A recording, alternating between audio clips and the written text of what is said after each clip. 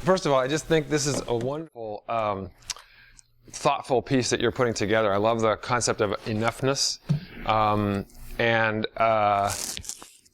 the idea of what is a steward's responsibility towards land, and not just in terms of development, but in terms of sustaining people. I would love to also interject the concept of highest and best use. It's something that is used a lot in terms of looking at planning and development. It often can mean different things to different people. And so I just put that out there. I think my role today is to provide some context. There are some people who have been working in the trenches of land protection who are going to speak, Bill and Les, and what I hope to do is give us a little bit of a context of what's going on and why this is important. Okay.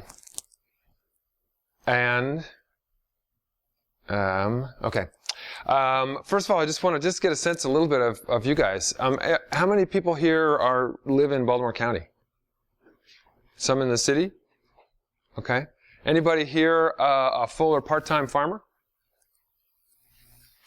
And where are you? Just over around the Beltway on Falls Road, we have a horse boarding operation. Okay, great. And here? I work for Great Kids Farm. It's a farm owned by Baltimore City Public Schools. Okay, great. Well, welcome especially to our land managers in the room. Are anybody gardeners or? Okay, lots of you. And is anybody here not involved with agriculture in some way? No, because we all eat, so we're all involved with agriculture at one level or another. Okay. American Farmland Trust, we're a national nonprofit. We've been here around since the 1980s. We're really formed to deal with the issue of sprawl. People were looking out as we came out of the 70s with a lot of very good farmland being put under pavements and houses. And at that point, there was no way you could conserve land for environmental purposes. You could donate it, and you could. There were ways to do that, but there was no such thing as an agricultural conservation easement. You couldn't, legally take the development rights off of that land for an agricultural purpose. And so people felt it was high time to do that. It was environmentalists and farmers that came together to start the American Farmland Trust. Our mission, in a phrase, is to save the land that sustains us. We want to do that by protecting America's farm and ranch land literally through conservation easements, but through other means as well, but also to promote environmentally sound farming practices on that land. It's always been a dual mission for American Farmland Trust since the start. And then also to ensure an economically sustainable future for farmers and ranchers, and we'll talk some about that because that is really at the heart of how you have to go about this. Just a thought about if you're going to work in this arena, there's a really wide array of people, of partners that you're going to work with. I have them sort of color-coded from brown, from the earth kinds of people, departments of agriculture, the soil conservation districts, farmers and their organizations, state and county agricultural land protection organizations, around to sort of the greener side of the environment, and food and nutrition groups, environmental organizations, open space advocates, wildlife. One of the things I think that's important to look at here is there's a real range of political philosophy about these things, about what the values are, why you're doing these, and that can be. There's a lot of overlap, but on the other hand, there's also difference of opinion and some controversy in that group. We find ourselves kind of in the middle of that group, and often there are people on one side or the other. Okay, so what's up with farmland loss? I want to do this a little bit as a dialogue. I'd like to get to see some of your thoughts, and we can go through some of the points that I want to try to make. But what's up with this? Why are people building on farmland? And this is so great. It's so important for us. It's our heritage. Why is that happening? Any thoughts? Yep. Big-scale agriculture can do it cheaper, and farmers are being bought out by developers who offer them a way out of debt. Yep. So, two issues. there's, as you mentioned, there's changes in the farm economy. A lot more competition, a lot more changes in technology. So less people are needed to be working on those farms, and therefore people are getting other jobs in other parts of the economy, and they're moving out. When did this start happening? When were people moving from cities out into rural areas? 60s and 70s. I mean, it started after the war, GI Bill. 60s and 70s, there was a big move out from the cities. There was enough wealth, and people wanted that green acre, right? So there's a lot of greater competition for land. Now it's not just the farms and sort of the rural communities, but you've got a lot more people out there looking for land. Why build on farmland? What's it from a developer's point of view? Put yourself in a developer's hat. You got a chance to. Clear. Huh? It's already clear. It's clear. It's flat. It's well drained. The farmers have done a really nice job of making that a really great building site. And you can bring all your stuff in. You don't have to be worrying about neighbors. You're not constrained by redeveloping things. So it's a cheap place to build. Right? You can get a good return. Yeah. I think also it kind of fits with a cultural future of American psyche. Uh-huh. We all want our own piece of the great outdoors or the wilds of the West. We have that notion. So we go about destroying it by making it into our own private piece. And also, Controlling. Mm-hmm. This was also a period of intense kind of racism being expressed in real estate terms in cities, which was causing white. Right. This redlining of neighborhoods, terrible real estate practices. Yeah. Followed later by another kind of flight, certainly Washington, D.C. A lot of people, it wasn't a race issue as much as a class issue of people moving out into Prince George's County, Maryland, because it was a better place to be. I think that theme in America, certainly of the frontier, and wanting that peace, wanting that green space, and the problems that, really have always been in cities. Cities have been pretty tough places. But so you've got demand out there by Americans that want to move out there. You have the economics of development and buying into a theme that's been in America for a long time, that development is a good thing. This is progress. This is growth. Also, an idea that residential development is good because it brings in a tax base. It brings in more people that you can to support your community services. The other things about the farm economy. Fairly low profitability up until we tend to think we hear about $6 corn and all this money that farmers are making. That's a very recent phenomena. It's a tough competitive world out there. Margins are very small. Credit has gone up, particularly in the last couple of decades with more advanced machinery and equipment. So it's a tough business, and also an aging population. The average age of farmers in Maryland is 58 years old. And so you've got people that are coming to the end of their careers. They're looking at what am I going to do next? There's very few farmers with 401ks. And so development or selling for development is an option of what am I going to do for the rest of my life, and what can I do that's not farming? So these things are, right, they're reinforcing each other. Also, as you get more people moving out, you're getting two things. Prices are rising for land, so that's making it more difficult for farmers. It means that if you're renting ground, if you're farming ground that you're renting from somebody else, that's going up. It's getting more expensive. And also taxes are going up. Well, which is sort of counterintuitive. I thought that they were going to bring in all these great taxes, but so why are taxes going up when people move out into the countryside?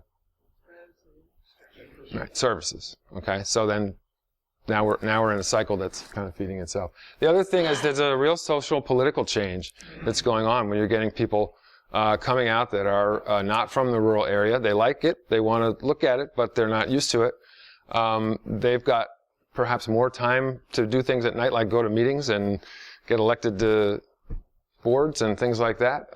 More political culture, and so there are all these shifts going on. Okay, that are causing fewer acres, fewer farmers in most of our areas.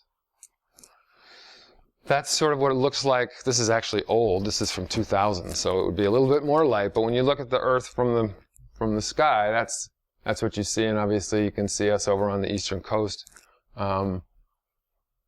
with a lot of development. This is a map that we did back in 2000, I think, when this last one came out.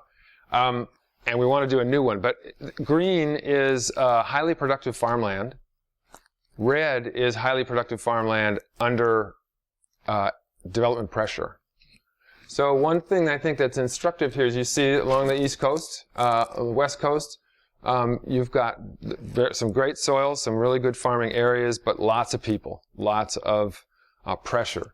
But there's lots of places in the country where there's very good farmland, but there isn't much pressure. Those are places where you can make good money farming, particularly now with high corn prices, but there isn't a lot of pressure. It's the places, particularly along the coast and around the metropolitan areas where you've got this conflict happening, and that's where, particularly starting in the East Coast, people started saying, wait a minute, we need to put some brakes on this. How are we going to stop this happening? But so, why? I mean, what's the big deal?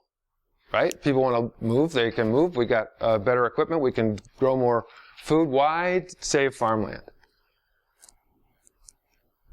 Yeah. Well, I'm part of the local food movement, and you want to have local food for people to eat. Yep.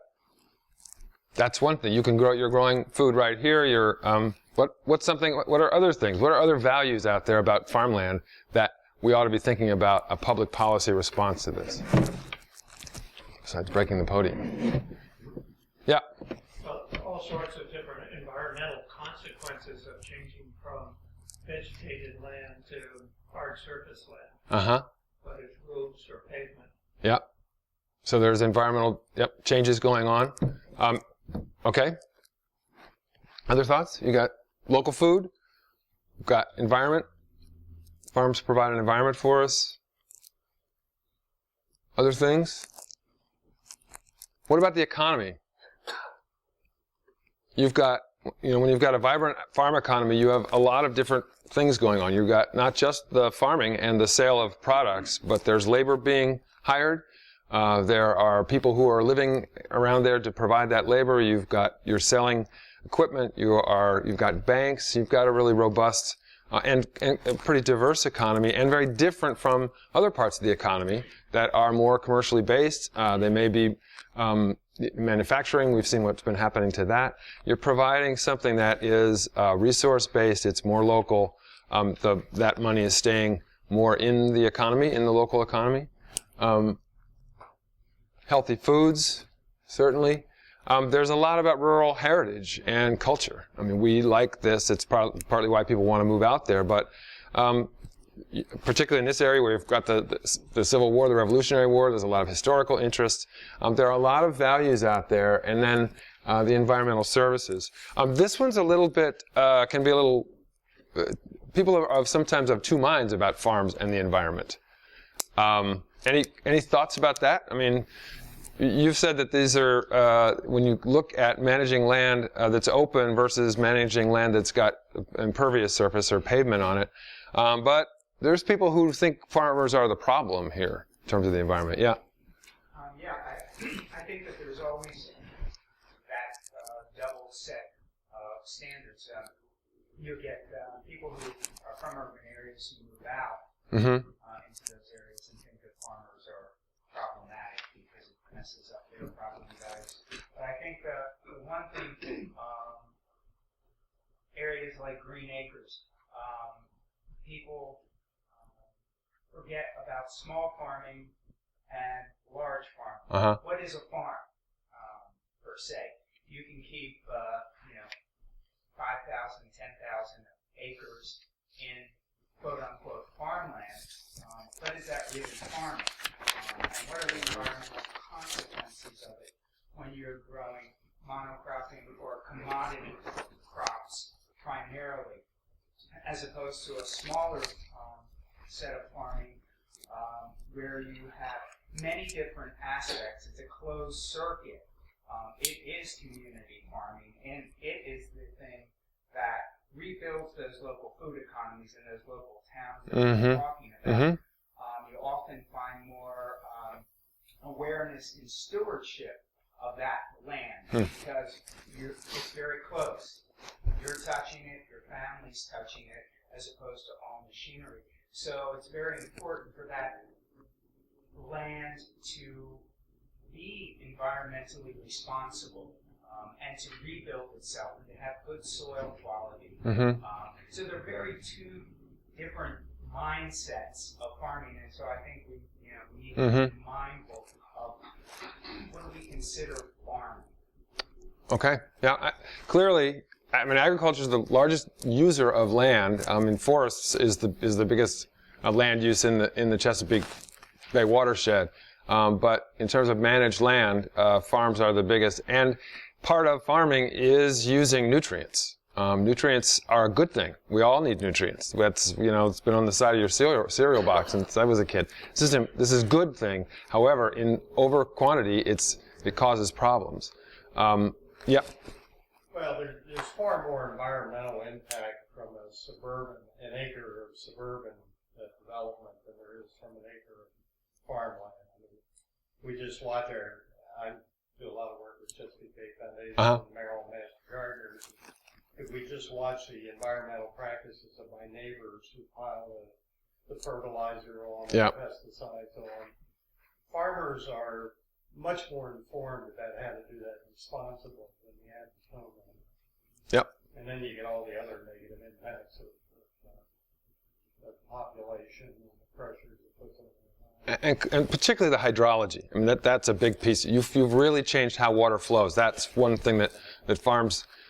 There's no question. There's a lot of nutrients out there. If you've got animals, it's really. I think management is really critical. You can have a big farm, and you can have a little farm, and you can manage either one of them so that they're either essentially a net gain for the environment or a net loss. And how we work with farmers and the kinds of opportunities they have, the kinds of economic situations they're in, really determine a lot of that. I don't know that size has, is a variable in there, but it's not necessarily the environmental, the only thing that impacts the environment. Overall, we're looking at farmland as a critical piece of a community's quality of life, a diversity, and having and the importance of a public positive perception. So we know a little bit more about what's going on. Why is farmland being developed? We've said that there's some values out there we're looking for. What are some of how do we protect this from getting developed? We would say, I think, American Farmland Trust, that the real key here is a vibrant and sustainable agricultural industry. There are a lot of tools that we've got, but in the end, what you have to do is you have to have people making money on the land. These are businesses. These are all businesses. It doesn't matter, again, if you're small or large. There's education, but often even the education is linked to a way to make money. Agritainment is a really important piece. So we have to keep this uppermost in what we're doing. Protecting the land base is kind of the first line of defense, and this is what we tend to think about. Literally, we're going to protect this land in perpetuity. So, conservation easements. Does anybody live on a land that has an easement on it? You've got one. When did you get it? It was around 1988. What did you have to give up? Development rights inside the Beltway. So that means so you can't. Can you sell that land? It can be sold, but the easement is perpetual. Right. So you gave up a big chunk of equity. A lot of potential sale value. You chose to give that up. Was that a good business decision? It wasn't a decision I made. It was made by earlier generations. Oh, okay. You bought. So Maryland Environmental Trust holds the easement. Okay. So you bought an eased farm. No, I came to live on family land. Oh, okay. That had been okay. It changed ownership, but this is sort of the classic thing. This is it. It means that this land will always be there. There are ways to figure out, that obviously there's less resources. It's an expensive proposition for townships if you're in Pennsylvania, counties, states, and the federal government to go out and buy land, especially now here, Maryland. Right now, Howard County, at least a couple of years ago, was selling an acre of land or purchasing an acre of land at $40,000 an acre. So intense pressure. This is it's the way to make sure that you all always have that prime agricultural soil to work with. Agriculture will change many times over, but that land will always be there. But it takes a lot to do it. There are other tools in this box that we'll hear, I think, more about trading development rights and ways that aren't quite such a draconian effort, and particularly in land use planning. But I want to bring up the other pieces. The agricultural economic development. This is a critical piece. You can save the farm and get some of our values. One of our bumper stickers is "No farms, no food." So you got to have those farms. But we have another bumper sticker, and it says it's not farmland without farmers. You have to keep the agricultural economy going, and jurisdictions that really think about that and aren't only focused on residential development, commercial development, and are looking beyond just saving the land to saving the farms. That's a really big piece. How are you thinking about it? You have to address the social kind of cultural issues. Again, we talked about new neighbors moving out. You're starting to get nuisance complaints. How many people followed what happened on the Pringle farm over the last couple of years? There was a farmer there, a dairy. He's looking at low milk prices. He's looking at how he's sending his milk off to the co-op, not getting much price for it. Well, I'll do value added. We'll do this more home-based thing. We'll be able to sell it right here. So he builds a creamery, which is an allowed use on that land. But the neighbors were not at all happy. They felt like this is not land preservation. This is commercial development. So where does one end and the other begin? There's a lot of effort, Department of Agriculture at county levels, trying to deal with some of these problems so that people can continue the economic part of farming, not just sort of the picture view of it. And environmental stewardship. Talked a little bit about that. That is, just dramatically increasing as part of keeping farms viable. There is a lot of regulation out there on farms. And people are having to, it's a cost of doing business. It is a lot of technology. It's a learning curve for farmers. It's crucially important. And there is, one of the things that you talked about was waste as an issue. A lot of pollution in every part of the economy is waste. It isn't needed. Or you can do things more efficiently. I can't read how. 1 minute. Okay. Part of, farm transition to the next generation is about the new farmers. Where's the next generation coming in? A lot of states and jurisdictions are trying to work on this, go out, make sure that people are getting the ability to get onto land and to have the financing to start new businesses. That's a great area for a lot of the smaller efforts that are going on. There's a real incubation happening of young people who want to get back out onto the land. We talk about planning for agriculture, not around it. Don't forget about ag. Don't focus just on what had become thought of as kind of the conventional ways of development. I work a lot on the agriculture and environment campaign, so I work less on land use planning policy issues and more on trying to deal with this issue. This is a societal issue. There is no estuary in the world that isn't impaired by nitrogen, phosphorus, and sediment because of how we live, how we grow food, and so we really have to get to the bottom of this. I think what we're looking for is a new relationship between between working lands, farms, forests, and the non-working, the non-food producing part of society. This is a case in New York City that happened a number of years ago where the city had to get a filtration plant that had beautiful clean water, which they put a pipeline and stole from the Catskills in the late 1800s. But there was always beautiful clear water, and it started becoming, getting more sediment in it. And the EPA said, you have to build a filtration plant, which was going to cost, billions of dollars. ultimately, through a lot of wrangling, they figured out that it would be cheaper to go up and work with farmers so that there was less soil loss, there was more conservation, protecting farms outright, but also using financial and technical assistance to do more conservation and filter the water there and then let it run clean down to New York without having to put in the money into the equipment or into this plant. It's a great example. I mean, you could turn to, you don't have to go to New York City to look at that, but that's just a great example of the value, the services that are being provided there, and needing to see each other as I don't want to say codependent, but collaborative in trying to move forward. So let me just end there. Some questions or comments? In terms of the added nutrients in the bay and that sort of thing. Yep. Where does the burden lie in terms of residential hard surface runoff problem? Where does it lie with the agricultural practices? Uh-huh. How do you see away percentages? Because that's been a matter of some curiosity. Yeah. The best place to go to and see the pie charts and stuff is the Chesapeake Bay program.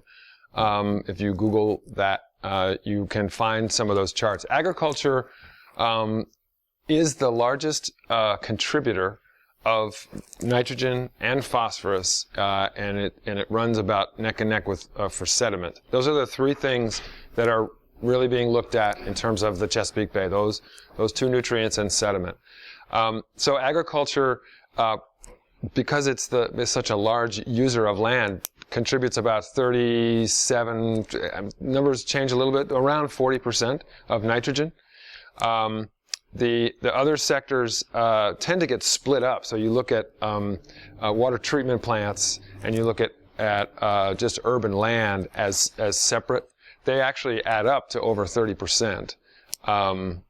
So you need to think about that when agriculture is the largest contributor, but certainly not the only. And there's a huge amount that does come off of developed land. And also the hydrology issue. It's about the flow of water into streams and what's that's doing. The science is great. There's been a huge investment in science. There's an awful lot that's not known. Leave it there for a sec. Yeah. What are some of the arguments that the group, I think it's called the American Farm Bureau, Yep. have that you have to deal with and perhaps provide countervailing to? Well, I think that we sort of see it in terms of, if the common ground is in the middle, we've got some extremes on both sides, and you've got people who are all about protecting the farms and the farmers and the economy of farming, and that's where American Farm Bureau Federation certainly, but the state affiliations as well, are really about keep the farmer safe. We need to be protecting it at every moment. From regulation is huge, and I don't know how much you're regulated. I imagine there's some things you need to do, but it can be difficult. One of the problems for farmers is that because of the nature of the work, they're completely unique, and people are dependent on the soil that they're on, which is the farm. That was the farm you inherited. You got soil. It's got certain capacities and doesn't have others. You're dealing with weather. You're dealing with a whole host of, it's become a very complicated thing to do farming. So there's a protective aspect about the Farm Bureau that we feel tends to go too far, but also on the clean water side, I think that it's possible to look at farms as the problem and the enemy. Because what you most care about, your real, the core of what you're doing is to make sure that water's clean. I think what we're trying to do is be in the middle and say, yes, farms have done a lot. Farmers have done a lot of the reduction. 40% of a reduction in nitrogen to the bay total since 2008 has come from Pennsylvania farms. So there's been a lot of changeover in tillage practices and a lot of other things. There's a lot more to do, and I think that's the issue.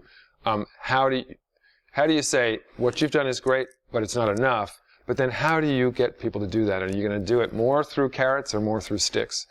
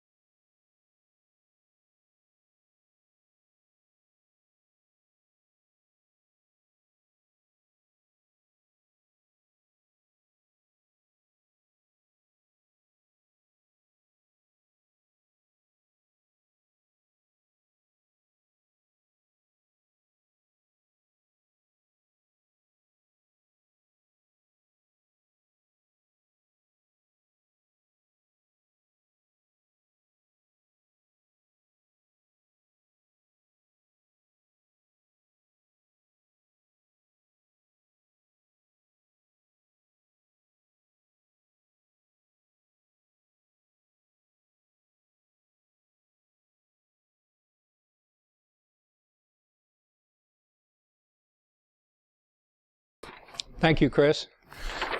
It's great to be here today, and thank you, Jim, for that introduction and setting me up for some things, especially the last part about 40% of the pollution coming from Pennsylvania.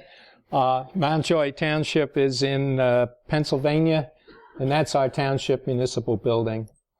We're located in Adams County, which, as Chris said, is just north of Carroll County. Mount Joy Township is the outline down there. My artwork isn't that great. Adams County is probably best known to all of you by Gettysburg. And just as an aside, I was thinking, as long as I was going to mention Gettysburg, if any of you are thinking of coming to the sesquicentennial celebration of the Battle of Gettysburg, and you don't have your reservations for a bed and breakfast or a motel, get them. It's next year, but get them now. And it may even be too late. That's the only commercial in the whole thing.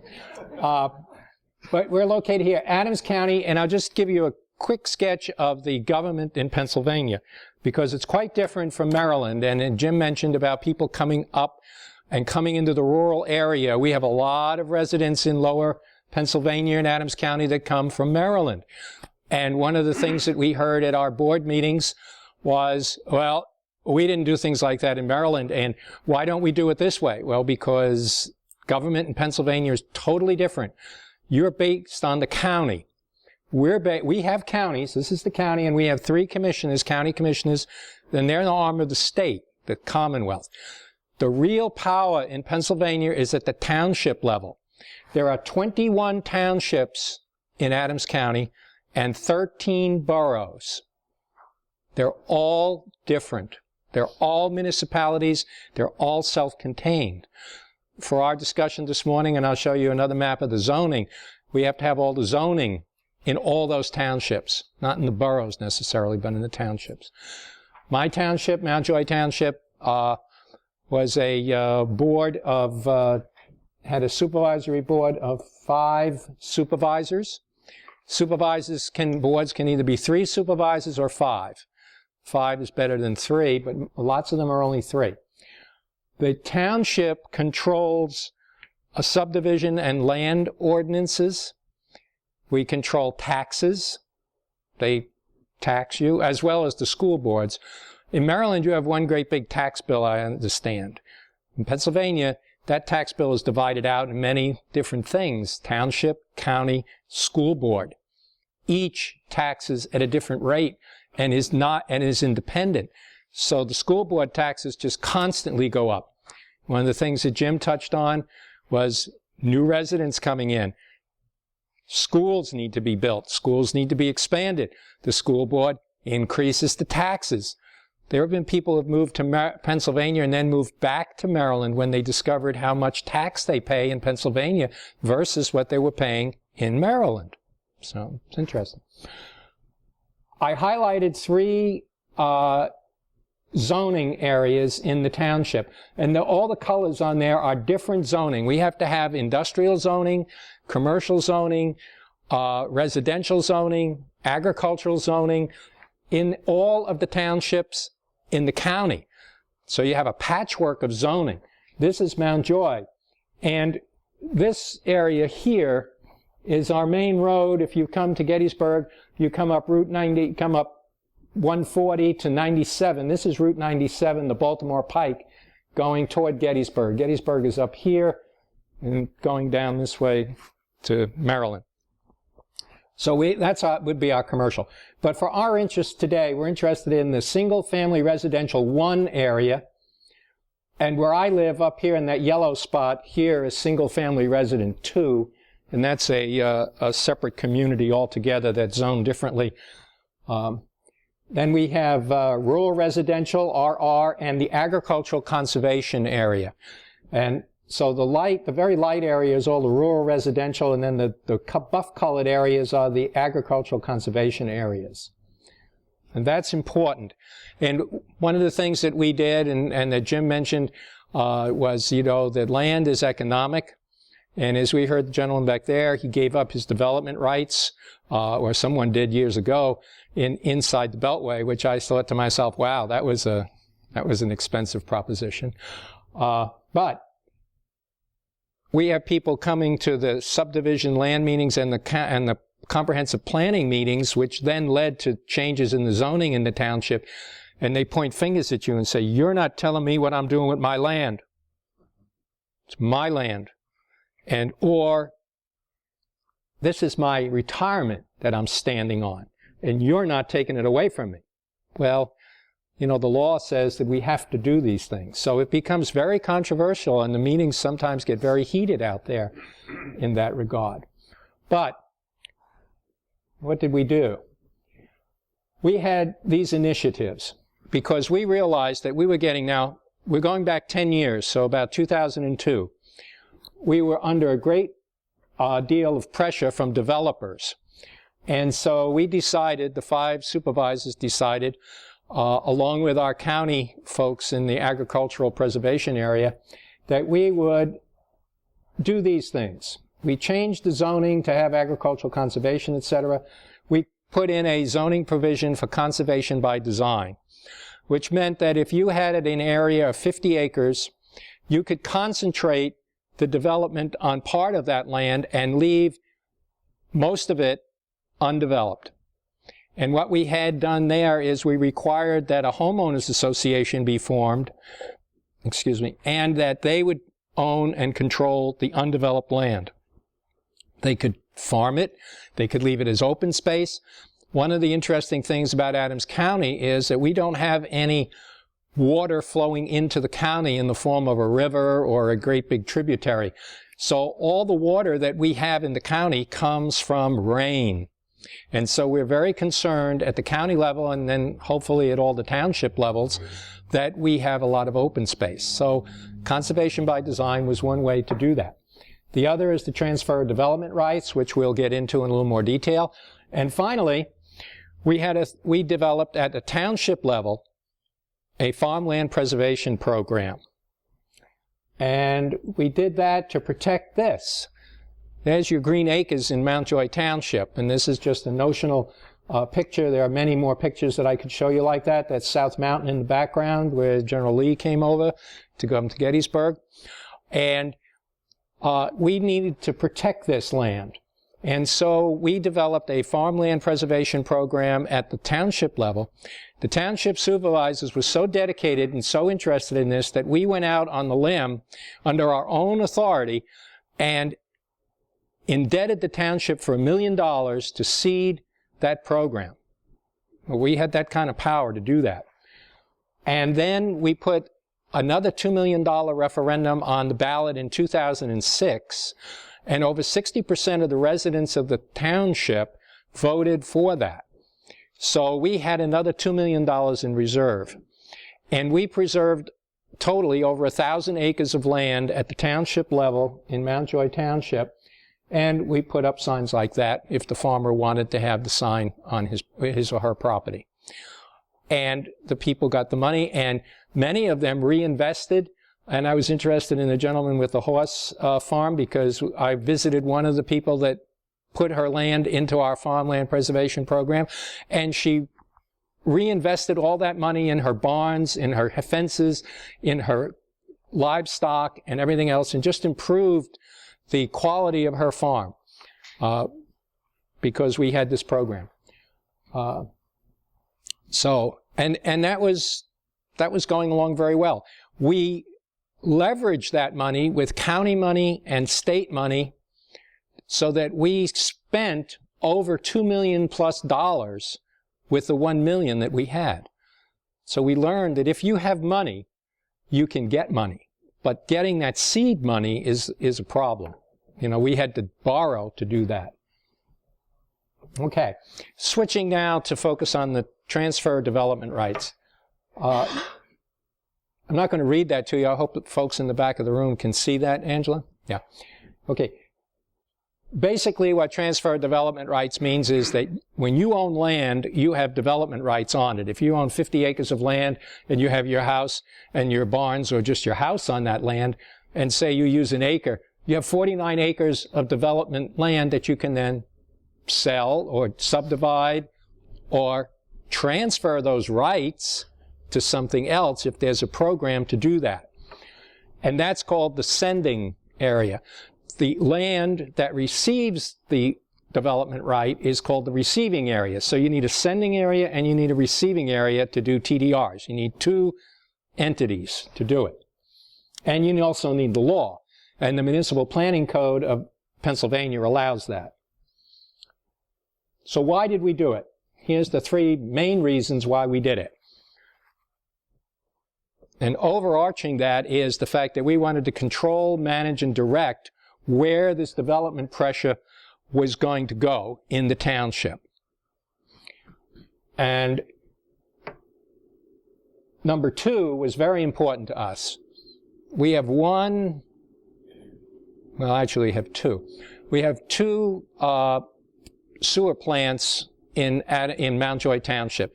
We have the White Run Regional Municipal Authority and the Red Rock Municipal Authority. They're separate authorities, but they run the sewer. We appointed the people, and then we step back and they run the sewage plants. Well, we wanted new development to hook into the White Run Regional Municipal Authority plant. The Red Rock one is in a separate development all alone by itself, and it's privately run. And the reason for that is the land doesn't perk very well for septic systems. And most of the development in Mount Joy Township had sand mounds. And that's a big pile of sand that all your effluent goes in there and then it filters out. Oversimplified, but that's it, right? And we didn't want to have those because every time you do a development, you had to have two places for your sand mounds. You had to have the primary one and a backup, because the primary one will fail. Maybe not in 5 years or 10 years or 15 years or 20 years or 25 years, but it will fail. And so we needed to be sure that there was another area that was identified on the plan that you were going to put a sand mound there, and you couldn't put anything there. You couldn't put a building there. You couldn't put anything there. So it was important that we had the development concentrated where you could reach the sewer plant. That was a key thing. And also notice that this was a voluntary program. The TDRs was voluntary. That you had to have a willing seller of development rights and you had to have a willing buyer. The market forces were at work. Remember, in the mid-2000s, the market was very nice. So we were riding the wave. We had to have some rules to do the TDRs. And these were the rules based on the zoning. That's why it was important to show you where the zoning was. And so you had to have 10 acres or more. And if you were in the RR or the SFR1 district, we really wanted you to sell your TDR, your development right. Well, actually, no, I'm sorry. We wanted you to get them. We wanted you to buy them. If you were in the AC district, we wanted you to sell them. So we gave you a bonus for selling your rights into the RR district or the SFR1 district where we wanted the development to go. We did not want development in the larger area of the township where we had the agricultural conservation zoning. So we incentivized the landowners in the AC area to sell their development rights and we wanted the RR area to link into that sewer plant. So what happened? We enacted the zoning with the TDRs.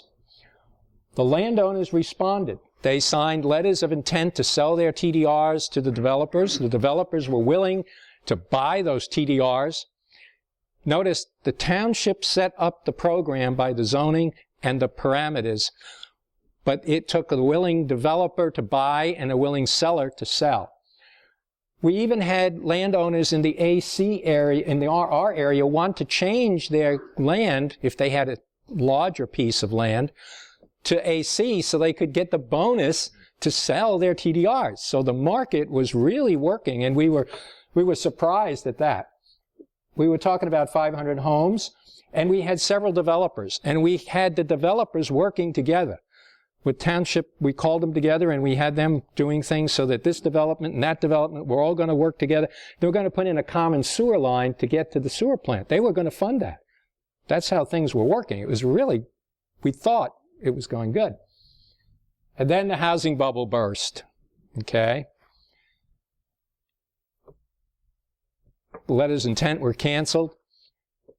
The landowners, nothing happened on the land.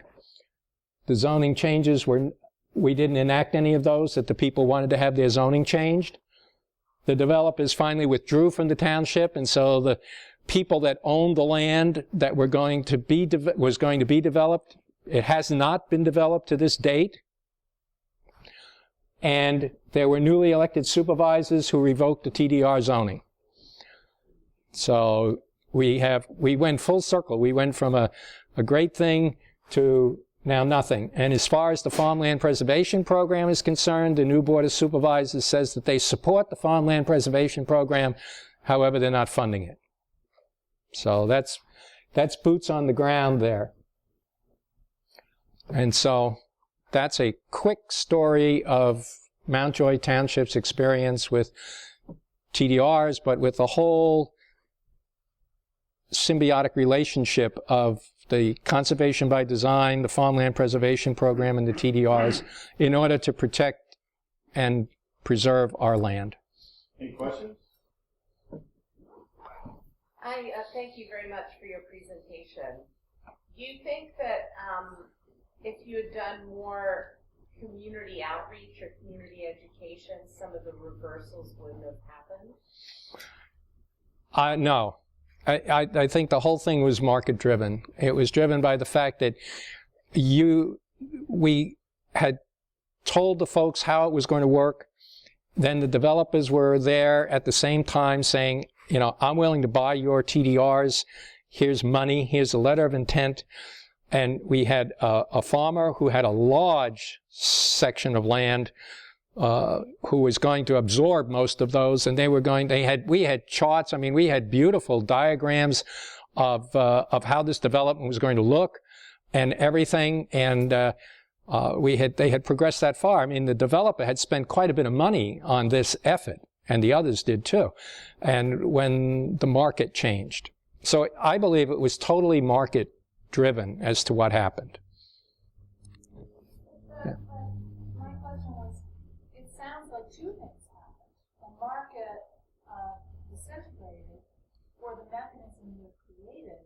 The mechanism could have just stayed there unutilized. Right. And instead, you had also a political show Right. that was actually, in a passive way, anti the mechanism and dismantled the mechanism. Why couldn't the mechanism have just plain fallow, just sat there as a, Okay. ready for the next time? As I said earlier, we're a township government. Township government is right up in your face if you want to get involved in it. You can either stay away from it and ignore it and just go down to the township office and vote, and not even vote for a supervisor, because we 6-year terms, or you can get involved. And if you're involved and you have enough people backing you up, and then one of the things I didn't mention was that in this whole process, we raised taxes. And we raised taxes 1,400%. Now you go, whoa, yeah, right. But you have to realize, what was that in terms of real dollars? It was very little. Because the township millage rate was something like 0.0018 or something. And we made it 0.003 or 5 or something. I can't remember now. But your taxes went from $15, I remember this, $15 a year to something like $60 or $70 a year. So, From what time period? In 1 year. I mean, we went from 1 year you were there and the next year you were there. But, we had to pay for these things. It's an interesting dynamic, though, that was running behind it, because those who opposed us used that as a big thing. And it was not a secret. We did a full slideshow laydown of the budget, a meeting like this with township people, and I had the slides up there, and we had that up there, 1,400% increase. It was not, we knew what we were doing, but we had to do it. And because it's so low, compared to the other townships that surround us, the millage rate was still low. The tax rate for the township was still low. Some have police forces. The one right next door to us, Cumberland Township, has a police force. Their budget is over $2 million. Their millage rate is very high. The borough of Gettysburg is 13 mills. And we're down at 0.00. So comparatively, for your neighbors, we're still way down there. But a 1,400% increase, you're out of here, guys. And so there was a lot of animosity among people for that reason alone. And anything that the previous 5 supervisors did, the current board doesn't like, and they're dismantling a lot of stuff. But that's the nature of the beast up there. I probably took too long answering that question.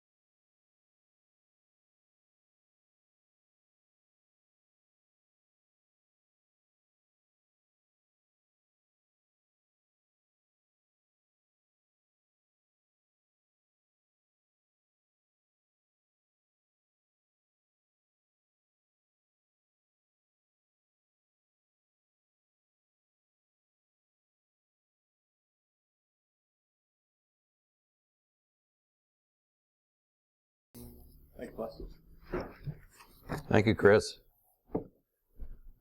I don't have my bio here, but I am an urban planner. I have an MCP, Master of City Planning, from MIT.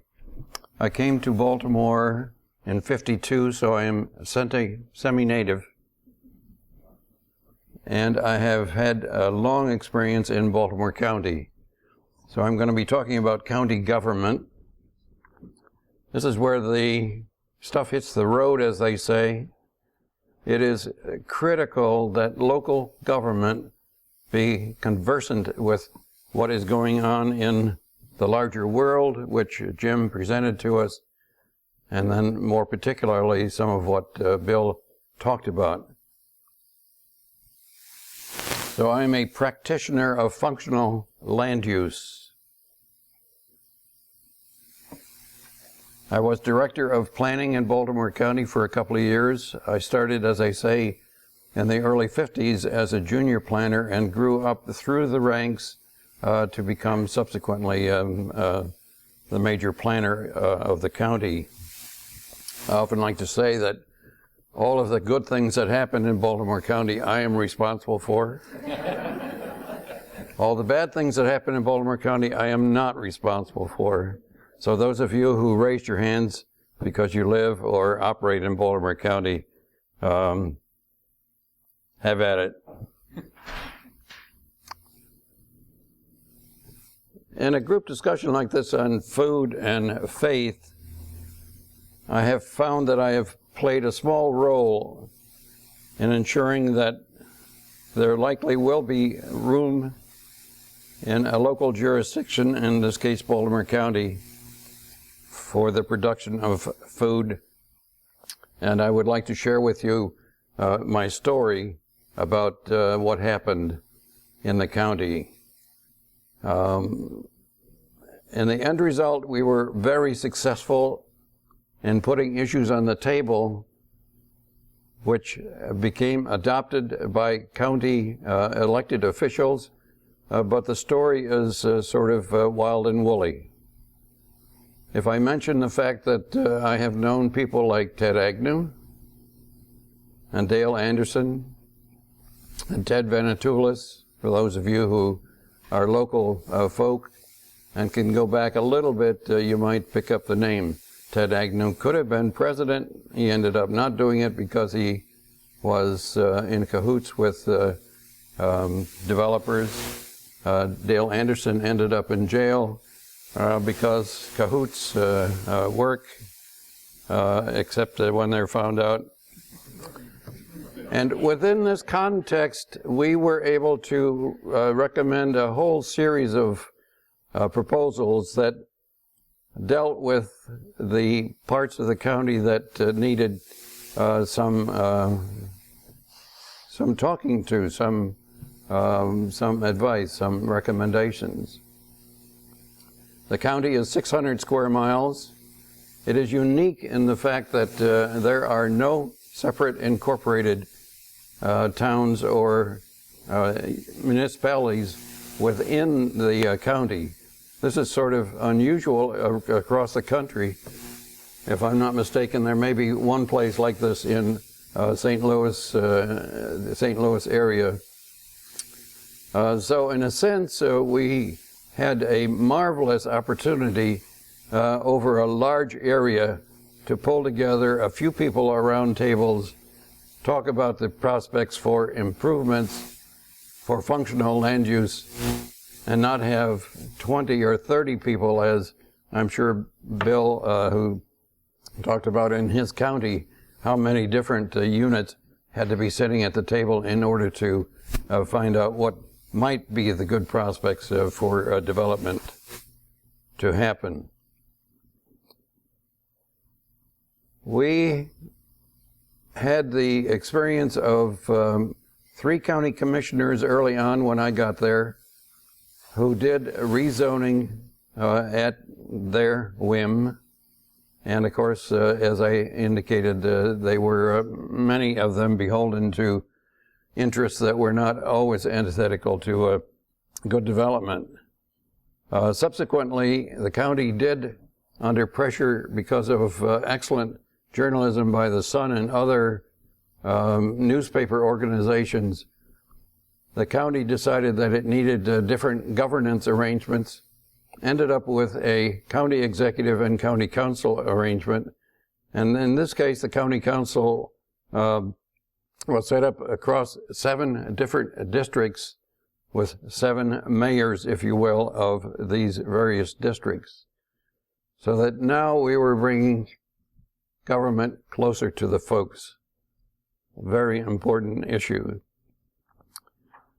This county, which is this large, 600 square miles, is about half rural and half urban or suburban. So that obviously we had to deal with the issues of rural development and trying to see the extent to which preservation was going to apply or not apply. Clearly, as indicated before, what happens in the development spurt that happened, the developers would cleverly decide that if the next move for their buying land was to go 1 or 2 or 3 miles further out from where development was occurring, they would then go talk to county officials, public works folk, talk about the prospect of extending roads and sewer and water. And in that way, also possibly by rezoning, to tool up the value of their land, but always sort of jumping out beyond by having that cheap land to have get them started. This was really intolerable from a planning standpoint. And so what we decided that would be valuable would be to try to constrain this kind of operation, this kind of approach by the developers. It occurred to us that we could do what other places that are progressive in the country, Montgomery County was one, others, if we could figure out a way in which to limit where urban development was to occur, primarily in places where services were already available, we then could save the rural area for its own agricultural and conservation purposes. And therefore we came up with this URDL, U-R-D-L, which is the Urban Rural Demarcation Line, which became officially adopted by the county council. And in that case, and because of the now council arrangement where we had actually one mayor, if you will, of the rural area looking toward the benefits and the prospects in the future of that conservation effort to be strong, that helped very much to help bring the URDL into existence. Beyond that, as planners, we always felt that you put issues on the table, have them discussed, have them reviewed, have them evaluated, and hopefully supported. And the more of that can be offered to the elected officials, to the people who finally have to make these decisions, the better off we were. We did all of the things that were appropriate to the rural area, particularly. I'll focus on that since that's what we're here for today. We did large acre zoning, which was unusual.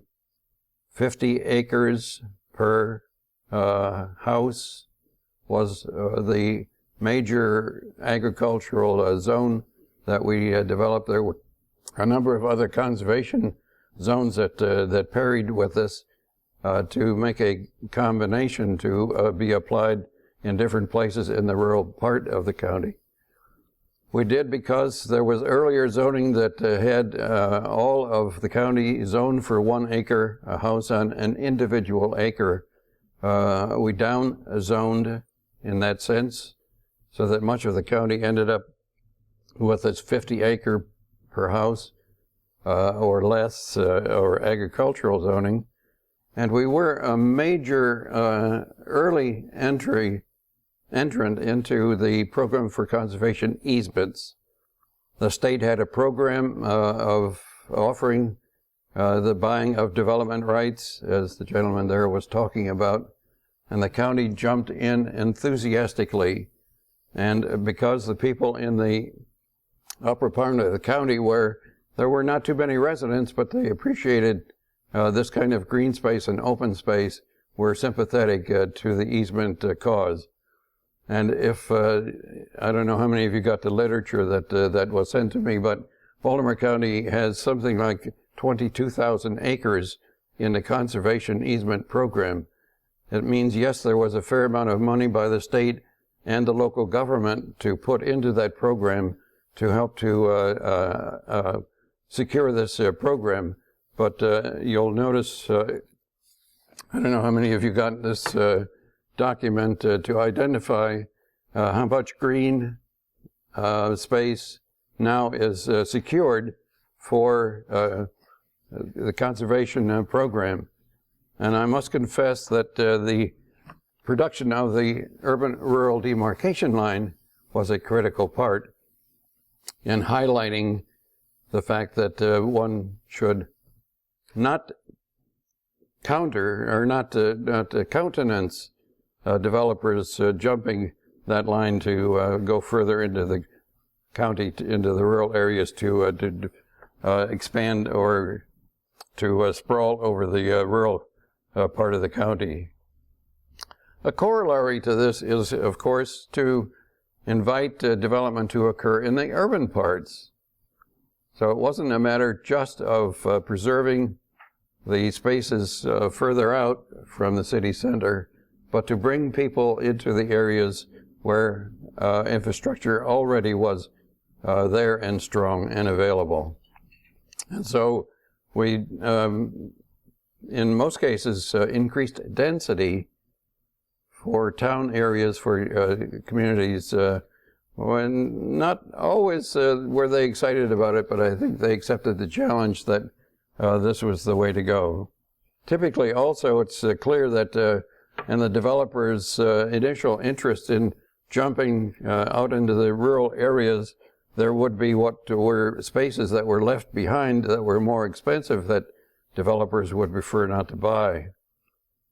Typically these are called infill areas, and communities are always jumpy about infill areas being now developed when people in the vicinity are thinking that, well, that's lovely, it's mine, it's always should stay that way, but oftentimes that doesn't happen. I would like to just close by suggesting that what happens in America is so related to local government, and I think Bill was very clear about how one has to be cognizant of how elected officials portray themselves as being favorable to forward-looking recommendations, or they're not. Oftentimes the elected officials come with little vision, they come with some sense of wanting maybe perhaps yet to do good, but it doesn't always obtain. So from my vantage point, I think it's critical that areas have good planners. I think God gave us good planners. I think He also gave us the wisdom to democratize ourselves. The wonderful thing in democracy is that everybody is a planner. And it takes an awful lot of sitting around the table and figuring out what to do. I think in Baltimore County, because when I left quite a few years ago, the map looked like this, and it still looks like this today. And the URDL is a critical part of it. And I am pleased to have been playing a role that helped to preserve Baltimore County's rural part. And I recommend to you that having your sights on keeping land favorably available for all of the kinds of things that that come from the good land are critical for us, and I thank you. Thank you, Les. Anybody have a quick question for Les? Well, so I only recently came to know about the URDL and had a chance to look at the map, and sort of two related questions. I wonder whether you could tell us something about how you decided where the URDL should go. The area I was looking at has it sort of cutting across, residential areas. I just didn't understand what the defining feature was. And then in the Baltimore area, because there are these spoke roads coming out, there's development much further out along the spokes. There is otherwise. How does that play into the... Well, if you look at the pattern, that's true, but what essentially happened wasn't it relatively simple. We drew the line in areas where the sewer and water lines and local roads were either already existent or likely to come into play soon. In the areas where the development already was occurring, and just sort of in a sense, drew a fence around those urban or suburban areas already existing, which then preserved areas beyond for their rural or agricultural functionality. One more. The map. would have difficulty interpreting the agricultural land. When it makes the statement 1 million to less than 2.9 million, is that a range? And so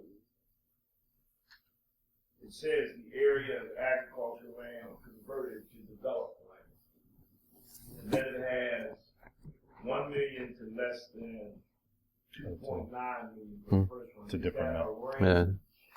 So that means that the overall land that has been converted is less than 2.9 million and more than 1 million. Yeah, that's a different map than the one Les was showing you, but yes, that's what it is. That's That what it is? yeah. Okay, exactly. I was having a difficulty. Great. We're going to turn Thank now you. to our table discussions. You know, in my thinking about congregations, faith communities, and their use of land, we have certain privilege of land because we use all the services that everybody else uses, but we don't pay for them. We pay no property taxes.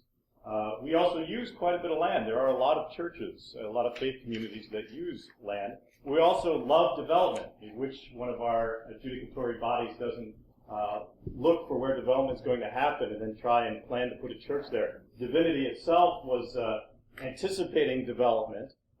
Church planners planted our congregation in the anticipation that development would come and surround us. And so certainly we would never want to advocate for development not to happen around where we planted a church. So there are many interests that congregations and faith communities have in land management issues.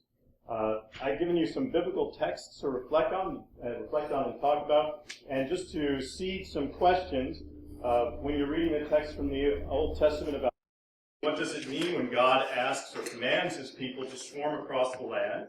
And then from the New Testament, I gave you the parable of the steward, and you can ask yourself, what does it mean in terms of growth, and what is the parable saying about growth, or not saying about growth? Is growth good or bad?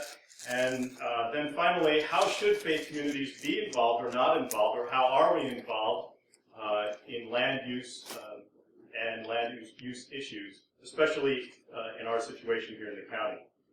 Right, so have at it at your table for a while. Can I have one thing? Yes, ma'am. So I just heard recently that faith communities across the world collectively own the greatest amount of land than any other. So yes, there's a big impact. Than any other single entity? Yeah. Or certain slice of society? No, it's like any.